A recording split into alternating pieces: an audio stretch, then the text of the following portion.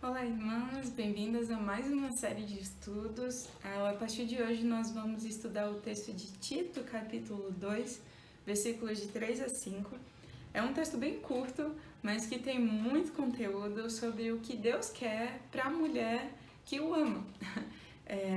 Deus ele tem desejos sobre não só as virtudes, como nós vimos na última série, mas sobre o caráter e sobre tantas outras coisas a respeito da mulher que o busca. Então, seja você solteira, casada, nova ou idosa, esse texto é para você. Se você ama Deus, busca Deus e deseja saber o que Ele quer que você seja como mulher, esse texto é para você. Então, vamos ler o nosso texto juntas?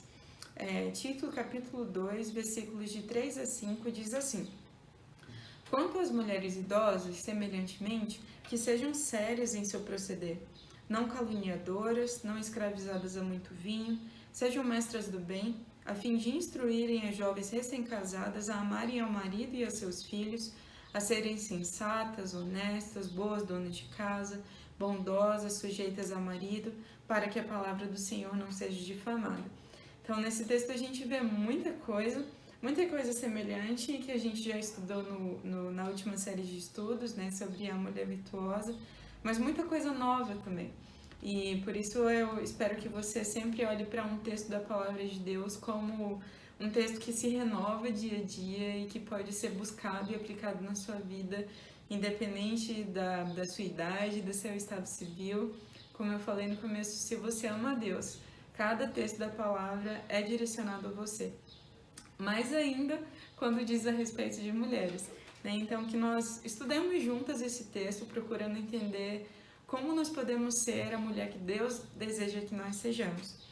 E hoje nós não vamos estudar o texto em si, mas a gente vai estudar um pouco do contexto dessa carta, bem rapidamente, fazer um panorama da carta toda, entender o contexto geográfico, histórico, porque toda vez que você vai estudar um texto da Bíblia, é muito importante que você entenda o contexto onde ele foi escrito, né? Porque às vezes o que a gente faz é você pega um texto, lê, entende o que você acha que seja e aplica ele na sua vida, né? E a gente não pode fazer isso com a Bíblia, né? Porque Deus teve uma intenção em inspirar aquele autor para escrever aquele texto. Então a gente sempre precisa entender por que aquele texto foi escrito, quem escreveu, para que a gente nunca interprete um texto como a gente acha que ele significa, mas realmente com o olhar do autor sobre aquele texto, né? Para que a gente possa fazer aplicações na nossa vida que sejam reais, que sejam significativas, profundas e que realmente estejam de acordo com o que Deus quer para a nossa vida. Então, para começar, a igreja ali onde Tito estava, ela estava localizada em Creta. Creta é uma ilha grega, inclusive a maior e mais populosa ilha da Grécia. Creta também foi e ainda é um centro de mitologia. Então, não sei se você já ouviu falar, mas muitos personagens assim que às vezes a gente estuda em história, da época de mitologia, que fala sobre Zeus, sobre o Minotauro, né? Tudo aconteceu ali em Creta, dentro da mitologia, né? Então, Creta era um centro religioso e eles consideravam muito importante a questão da crença. E além dos personagens mitológicos, a Creta também acreditava que existia uma deusa mãe, ou seja, uma divindade feminina que ela governava o universo. Então, tendo uma deusa mulher como fundamento ali daquela sociedade, as mulheres tinham uma compreensão de si mesmas muito elevada, né? Então elas acabavam sendo mais livres e mais independentes do que a Bíblia propunha para as mulheres, né? E não que a Bíblia não proponha liberdade para nós mulheres, mas o jeito que elas viam liberdade estava mais ligado à libertinagem e independência do que realmente uma liberdade cristã, né? Outra coisa ali sobre Creta é que eles eram muito famosos pela devassidão, né? Ou seja, pela imoralidade e também pela mentira. né? Da mesma forma que fora do Brasil, quando se fala de dar um jeitinho, se fala sobre o jeitinho brasileiro, em Creta, quando se falava sobre mentira, as pessoas usavam o verbo cretizou, né? Então, Creta era tão conhecida por mentira que até o nome da cidade virou um verbo para mentir. Não, porque fulano cretizou muito, né? Então, fulano mentia muito. Então, era realmente conhecida por essa arte da mentira. Mas, graças a Deus, aconteceu o Pentecostes, né? E como vocês sabem, muitas pessoas de fora tinham ido ali para a região por causa da festa e acabaram ouvindo, né, o Evangelho quando o Espírito Santo desceu sobre os discípulos, né? E quando eles voltaram para a sua cidade, então eles já voltaram compreendendo o Evangelho, compreendendo que era Cristo, né? E grupos começaram a se unir e a igreja começou a se formar. Então, os primeiros cristãos de Creta foram pessoas que se converteram em Pentecostes, mas a igreja acabou sendo mais estruturada pela pessoa de Paulo, né? O próprio Paulo foi lá, iniciou um trabalho, organizou um pouco, mas logo depois ele enviou Tito. E Tito foi a pessoa responsável por realmente organizar a igreja, instituir líderes, discipular as pessoas, né?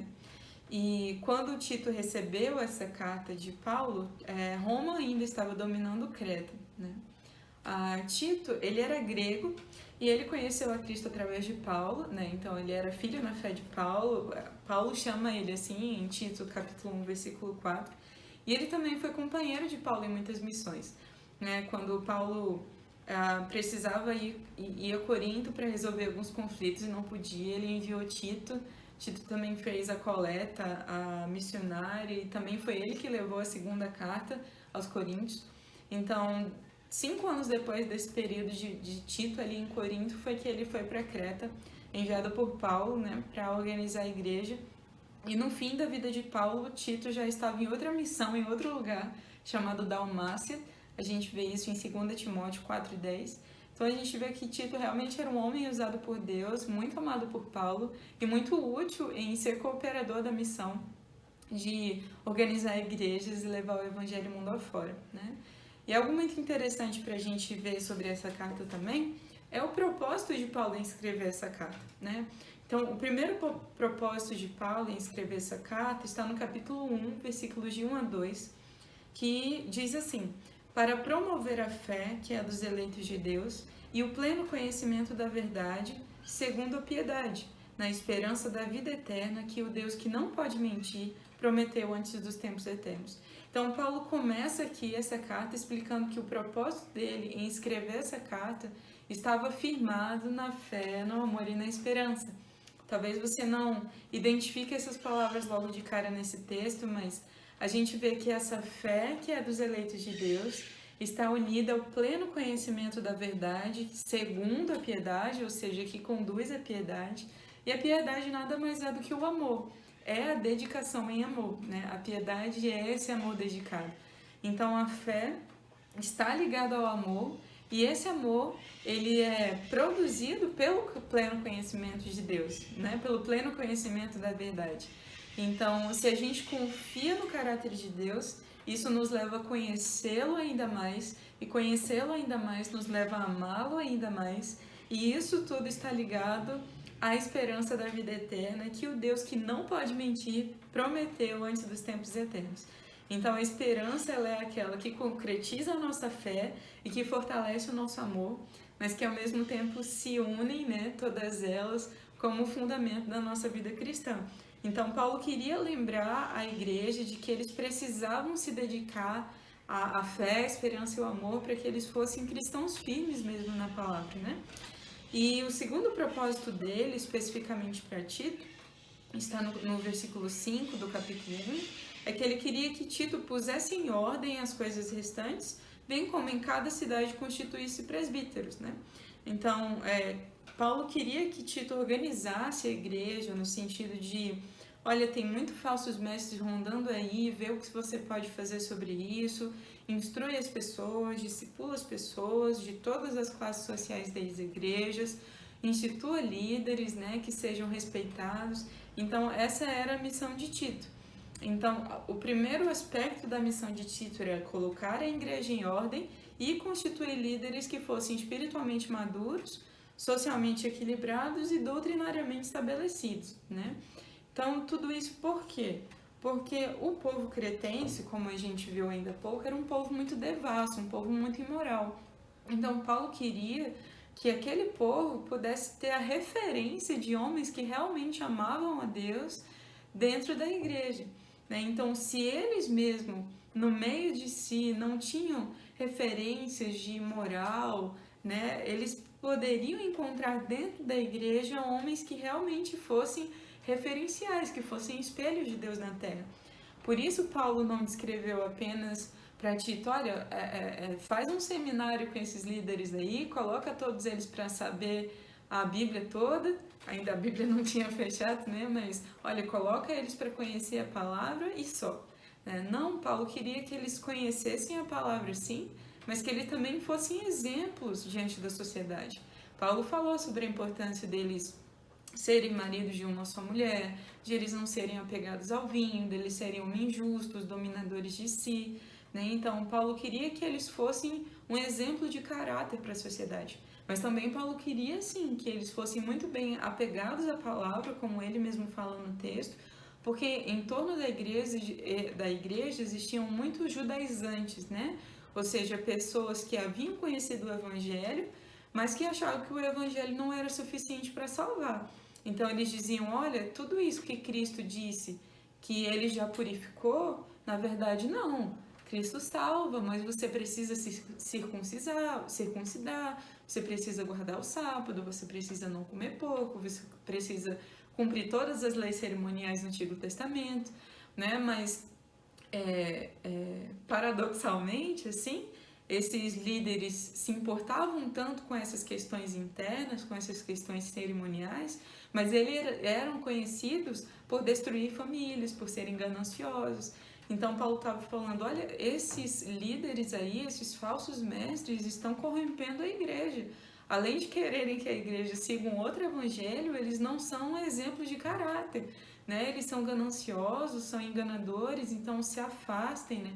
Estejam muito bem fundamentados na palavra para que vocês possam responder esses falsos mestres e não permitirem que a igreja seja enganada por esses homens, né? E ele também queria que Tito instruísse todas as classes sociais da igreja. Então, no capítulo 2, do versículo de 1 a 10, é o que a gente vê. Ele fala sobre os líderes, mas ele também fala sobre os homens idosos, de como eles deveriam ser um exemplo espiritual e moral. E é muito interessante isso, porque praticamente as mesmas características que Paulo estava dando aos líderes, ele queria que os homens idosos tivessem também. Então é a ideia de que não é só os líderes que precisam ser exemplo, todos os homens da igreja precisam ser exemplo, porque toda a igreja vai ser um espelho de Deus dentro da sociedade, né? Algo muito interessante também é quando ele entra dentro da classe das mulheres, né? Ele diz, olha, semelhantemente, né? Ou seja, com a mesma exigência, com o mesmo alto padrão que foi colocado para os líderes e para os homens, vocês mulheres também precisam ser exemplo espiritual e moral para a sociedade. Então, enquanto as mulheres ali da sociedade cretense eram conhecidas pelo apego ao vinho, pelo apego à imoralidade, pela desvalorização do casamento, Paulo queria que Tito ensinasse as mulheres a serem o contrário disso, né? Que fossem mulheres sérias, que fossem mulheres exemplares em tudo que fariam, e para que a palavra de Deus não fosse difamada, né? Ou seja, nem mesmo um cretense mentiroso poderia inventar algo sobre uma mulher de Deus, porque ela teria um caráter exemplar. E num lugar onde a deusa mãe era o fundamento cultural, né? Onde o feminismo era extremamente valorizado, as mulheres precisavam viver muito bem estabelecidas no que Deus queria para elas, né? E Paulo queria também que elas fossem as responsáveis por ensinar as mais novas sobre o que é ser essa mulher que Deus deseja que nós sejamos. Não deixar que as meninas mais novas fossem influenciadas ou guiadas pelo que as mulheres lá de Creta diziam, mas sobre o que Deus dizia sobre a mulher, né? Quanto aos moços também, né, os jovens, os rapazes, Tito deveria ser o exemplo para eles. Isso que é muito interessante, a gente vai falar sobre isso mais para frente, mas em nenhum momento Paulo diz para que Tito fosse a referência das meninas. Né? Ele diz, olha Tito, você é a referência dos rapazes e as mulheres mais velhas são a referência das mais novas. Né? Você seja um padrão para os rapazes e ensine as mulheres mais velhas a serem um padrão das meninas mais novas. Então você vê aqui o cuidado de Paulo com esse discipulado 1 a 1, né? De que não era Tito que iria discipular diretamente as mulheres mais novas, solteiras, mas sim as mulheres mais velhas, enquanto ele deveria ter um discipulado intenso e com os rapazes, né? Ele também fala aqui sobre os servos, né, os escravos, de como eles deveriam permitir que a obediência deles ao Senhor terreno deles fosse um reflexo da obediência deles ao Senhor que está nos céus. Então é como se o jeito com que eles lidavam com seus patrões iria ser uma vitrine para o Evangelho. Né? É muito interessante a gente ver isso. É como se no comportamento deles, através do comportamento deles, Cristo pudesse ser visto, né? Como se a vida deles fosse uma vitrine onde a joia do Evangelho era exposta. Paulo também queria que Tito lembrasse a todos os cristãos ali da igreja de Creta de que há uma motivação graciosa para uma obediência possível. Esse texto é incrível, é o texto do capítulo 2, versículos de 11 a 14, que ele fala de que a graça que nos alcançou, ela não só nos alcança para a salvação, ela nos alcança para a santificação, para a piedade. Né? Então Paulo queria que Tito lembrasse aquela igreja que eles não só estavam salvos e pronto, final. Né? Eles estavam salvos e precisavam agir como salvos. E a mesma graça que os alcançou, que os libertou, era a mesma graça que os capacitava a obedecer, a serem justos, a serem santos. Então, a maior motivação que nós temos para obedecer a Cristo é a graça. E ele também queria que Tito ensinasse sobre a obediência às autoridades, sobre o bom trato para com todos, né? E tem dois aspectos nesse texto, no capítulo 3, versículos de 1 a 11, que é a compaixão ao perdido e a gratidão a quem nos salvou. Porque se nós nos lembramos que, na verdade, nós também éramos perdidos, nós não olhamos para quem está perdido com desprezo, com desdém. Nós nos compadecemos deles, porque nós lembramos, nós também éramos assim. Então, nós tratamos bem a todos porque nós primeiramente nos lembramos. Se não fosse a graça de Cristo, eu também estava lá. É quem eu era, né? Então, nenhuma atitude pecaminosa de um perdido pode nos levar ao ódio, mas precisa nos levar à compaixão, né? De que é quem nós éramos também. Mas, graças a Deus, outra coisa também que nos motiva a tratar bem todas as pessoas, inclusive as autoridades, é a gratidão a quem nos salvou, né? Nós não somos mais como os perdidos são por causa de alguém que nos salvou, por causa da graça. Então, a compaixão ao perdido e a gratidão a quem nos salvou precisa ser uma motivação para que nós ajamos com perdão, com amor, com bom senso, para com todas as pessoas e para com as autoridades também. Porque não foi por obras de justiça praticadas por nós que nós somos salvos, mas somente pelas misericórdias de Deus, né? Então, nós simplesmente espelhamos essa misericórdia no nosso bom trato para com todas as pessoas. E para finalizar a carta, Paulo dá as últimas recomendações para Tito, querendo que ele apoiasse os companheiros de ministério e também instruísse esses companheiros de ministério na prática de boas obras. Então, algo que a gente pode tirar como lição para nós aqui é que nós precisamos sim apoiar e instruir no sentido de encorajar todos os nossos irmãos à prática de boas obras, né? É parte do nosso papel como cristão compreender que não só a gente precisa apoiar, mas a gente também precisa encorajar para que a igreja cresça como uma igreja que é a luz no mundo perdido, né?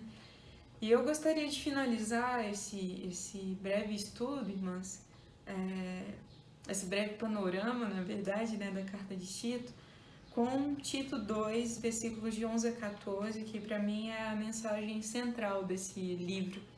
E o texto diz assim: Porquanto a graça de Deus se manifestou salvadora a todos os homens, educando-nos para que, renegadas a impiedade e as paixões mundanas, vivamos no presente século sensata, justa e piedosamente, aguardando a bendita esperança e a manifestação da glória do nosso grande Deus e Salvador Cristo Jesus, o qual a si mesmo deu por nós, a fim de remir-nos de toda iniquidade e purificar para si um povo exclusivamente seu, zeloso de boas obras.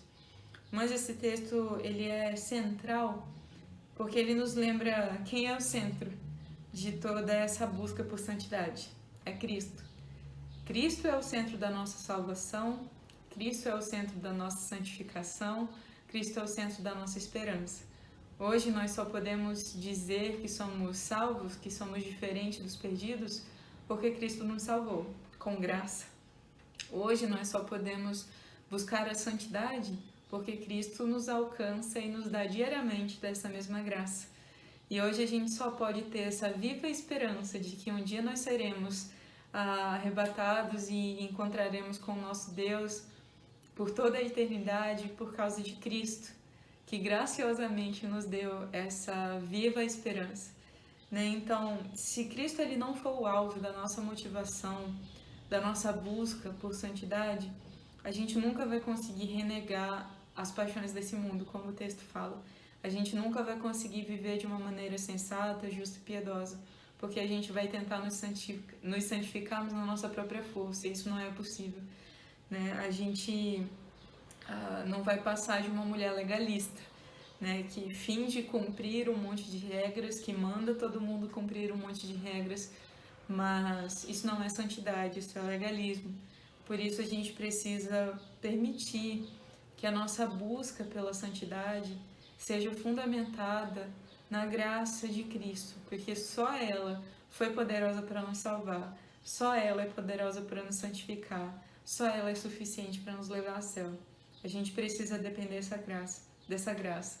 E essa graça vem de uma pessoa só, Cristo Jesus. Então, desde que Cristo Jesus seja a única motivação para que você seja a mulher que Deus deseja que você seja. Eu espero que o contexto, o panorama desse livro tenha ficado claro para você. No próximo estudo nós vamos entrar especificamente no nosso texto, lá no capítulo 2, versículos de 3 a 5.